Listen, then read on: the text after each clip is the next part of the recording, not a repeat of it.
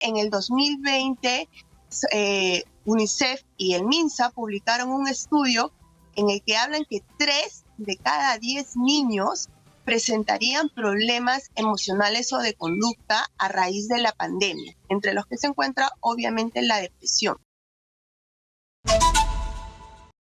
Si bien es cierto, las clases en nuestro país comenzaron, se puede decir casi con normalidad en el mes de marzo, a nivel nacional ya se generalizó. Los profesores lo que han estado observando son las secuelas del distanciamiento, de la marginación que han tenido los estudiantes durante estos 2 años, ¿no? La prohibición que ha habido, el no poder asistir a los colegios, el no interactuar con sus compañeros, no socializar. Es una etapa tan importante que tienen los menores para poder crecer, para poder desarrollar sus capacidades, no solamente físicas, motoras, sino sobre todo cognitivas, la de vivir en sociedad y ir formando también su propia perspectiva, ¿no? Son las 6:44. De ese tema vamos a conversar con la psicóloga especialista en crianza, Carmen Solís, a quien ya le damos la bienvenida. ¿Cómo está, señora Solís? Buenos días. ¿Qué tal? Muy buenos días, Ángel, a ti, a todo el público que nos acompaña el día de hoy. Muchas gracias por la invitación. Y es que también esto parte de casos particulares que se han estado presentando, en donde han habido, por ejemplo, decisiones fatales que han tomado algunos menores o se rebelan contra sus propios familiares, porque durante este tiempo en el cual han permanecido en sus domicilios, ellos han tenido que buscar diferentes maneras de distraerse. Si han tenido la atención de los padres, porque ellos también, o los tutores, los han estado acompañando durante un buen tramo, y si han tenido la dedicación necesaria, pues han tratado de buscar alternativas para que ellos puedan crecer, desarrollarse, educarse también de alguna forma a través de las clases virtuales. No es lo mismo que hacer vida social en el colegio.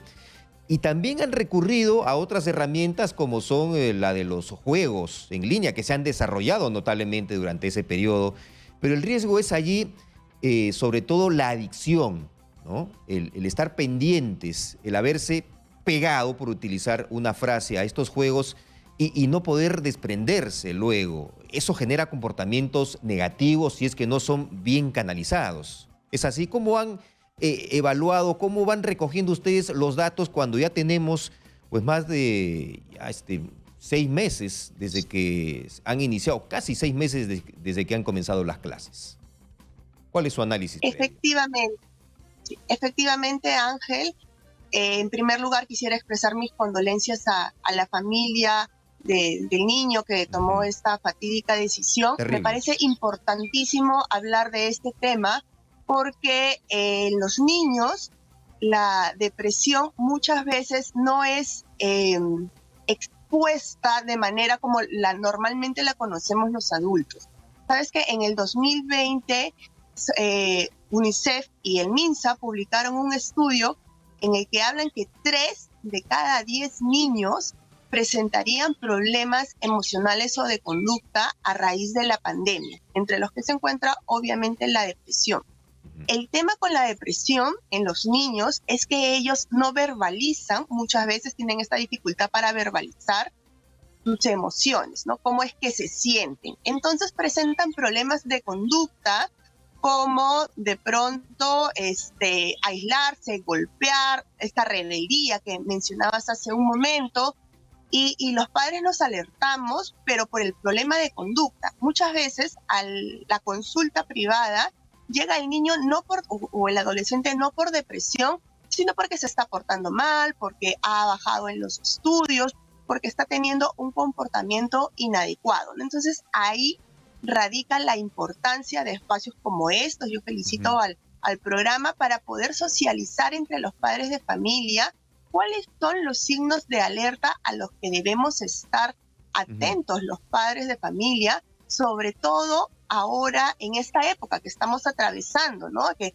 los niños vienen de un encierro tan prolongado y que están efectivamente en clases presenciales, pero todavía no se ha instaurado al 100%, porque de pronto se contagia a un compañerito en el salón de clase y regresan a la virtualidad Así por es. una semana, luego la presencialidad, y están en ese va y viene, ¿no? Que no les da estabilidad y que les genera todavía muchísima incertidumbre y podría Claro. también estar generando algún impacto emocional. Claro, hay cuadros de ansiedad y dice bien, por ejemplo, cuando se dan contagios y se toma la decisión en la institución educativa o en las aulas, otra vez se aíslan a los niños, ¿no? Se les manda a sus domicilios, pero es que ya las circunstancias no son iguales como en el tiempo de la pandemia en pleno, cuando estaban acompañados de sus padres. Ya sus papás tienen que trabajar, o los tutores tienen que trabajar, y ya no se dan el tiempo, el espacio, no pueden así tranquilamente faltar o hacer trabajo virtual porque ya casi no hay,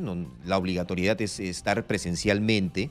Bueno, depende también la profesión a la que se dediquen, ¿no? Hay algunos que sí les permiten, por cierto, ese espacio y bien por ellos, pero no es la mayoría, no son la mayoría de los casos en nuestro país. Así que esos niños están literalmente, a ver, huérfanos, si se me permite utilizar el tema, por la no presencia de los padres o los tutores acompañando a esos estudiantes que han tenido nuevamente que regresar a la virtualidad y se dan esos cuadros de ansiedad o usted decía también, hablando de los síntomas, niños que de un momento a otro están probablemente realizando algún juego, terminan con uno, se van a otro y luego se les ve en el rostro molestos, cabizbajos, sin saber qué hacer o diciendo, estoy aburrido.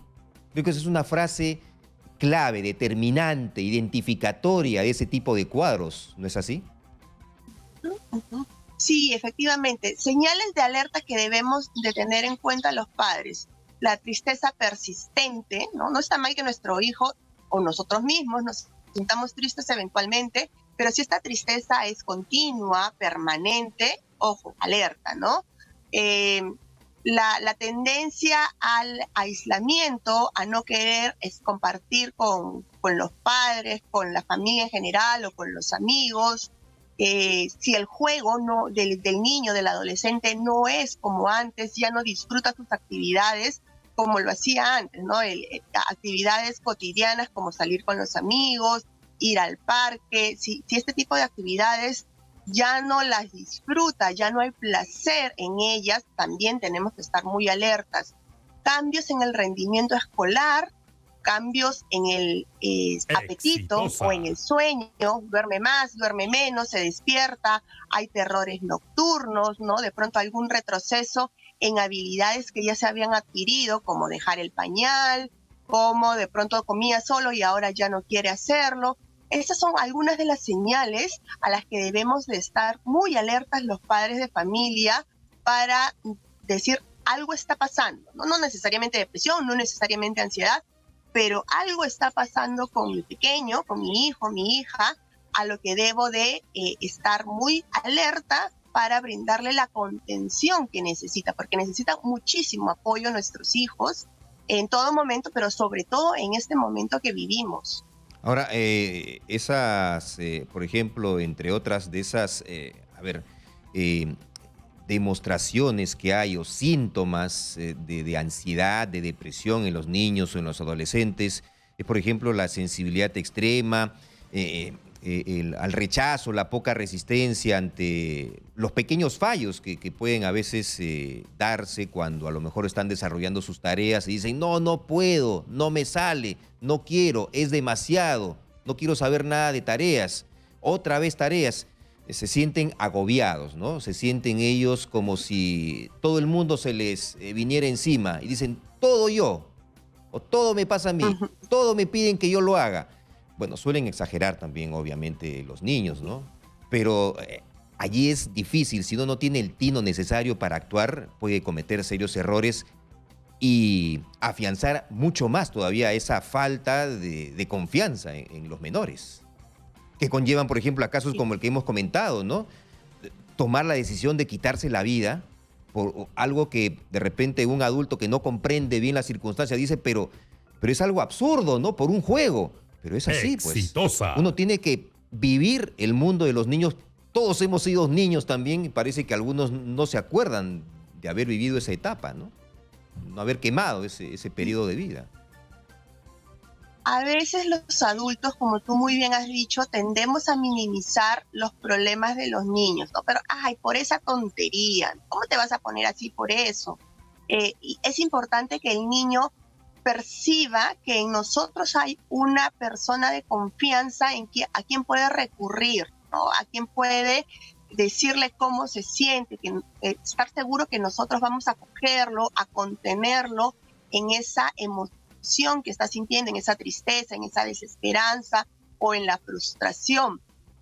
Otra recomendación que yo también podría darles a los padres es enseñarles a nuestros niños a expresar cómo es que se sienten con palabras, ¿no? A veces le preguntas incluso a un adulto, ¿cómo te sientes? Bien, mal, pero ¿qué es ese sentirse mal, ¿no? Sentirse frustrado, sentirse triste, ansioso, con miedo, irritado, agotado. Hay muchísimas palabras y en la medida que vayamos transmitiéndoles a nuestros hijos, de acuerdo a la edad, un vocabulario emocional también le va a ser de mucha utilidad para identificar cómo es que se siente, que es el primer paso para luego poder expresar de manera adecuada esa emoción.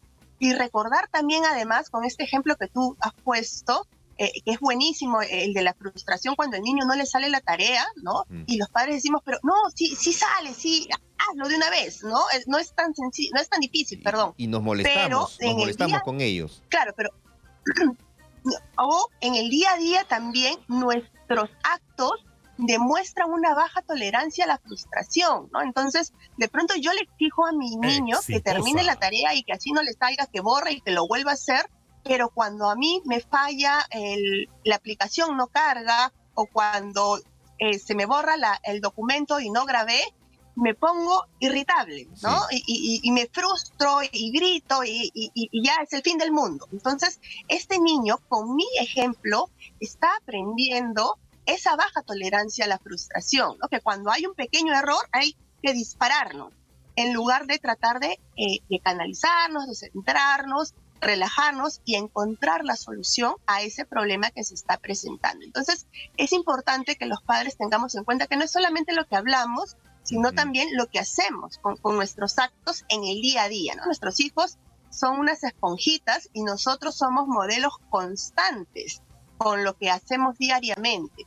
Claro, es correcto. Identificar entonces, estar atentos, esa es la recomendación a los padres y o tutores de los menores, estar atentos con estos síntomas, esos signos para poder identificarlos y tomar una decisión que me parece que también es importante, no perder temor, miedo a poder compartir con ellos e ir a alguna terapia, si es que tenemos la posibilidad de hacerlo, ¿no? Acudir al psicólogo, a un guía, para que nos pueda dar ciertos consejos y encontrar el camino a la solución, ¿no? Sí, efectivamente, los psicólogos, los terapeutas no mordemos, no son loqueros, no tomemos, no distorsionemos, ¿no? Estás loco. ¿Cómo voy a ir yo? Yo no estoy loco, dicen. No es que no se trata de que estés loco, no, sino de que necesitas una ayuda, un consejo saludable, mentalmente. Efectivamente, al psicólogo no solamente van los locos, vamos las personas en general. Sería buenísimo que todas las personas podamos tener la oportunidad en algún momento de visitar a un psicólogo, porque todos necesitamos una orientación en algún aspecto en particular, ¿no? Y ahora también hay psicólogos en las postas, se atienden también a través de la línea 100, que se puede recibir este tipo de consejos, incluso si es que no hay la posibilidad de asistir con un terapeuta, ¿no? Entonces, creo que es muy importante que también, en la misma medida de lo que hablábamos anteriormente, si los adultos lo comprendemos de esa manera, nuestros hijos van a ir entendiéndolo también y van a ver la naturalidad de buscar a alguien para poder pedir el consejo, ¿no? Y yo quisiera robarte un segundo más, adicional a este resumen que tú has hecho de estar alertas, yo le sumaría el ser una figura de seguridad, de contención para nuestro hijo. Estar alerto, por un lado, como adultos que somos, y por otro lado, brindarle a nuestro hijo esta seguridad de que puede venir a buscarnos a nosotros para cualquier problema que pueda tener. La línea 100 entonces está a disposición de todos aquellos que quieran una consulta, ¿no? Y encontrar alguna voz que les pueda acompañar, una voz amable. importante en estas Así es. circunstancias. Bueno, muchísimas gracias por estar con nosotros. Muy gentil. Que tenga buen día. Gracias a ustedes, Ángel. Muy buenos días. Muy bien, Carmen Solís, psicóloga, especialista en crianza en Exitosa, abordando un tema que es fundamental, ¿no?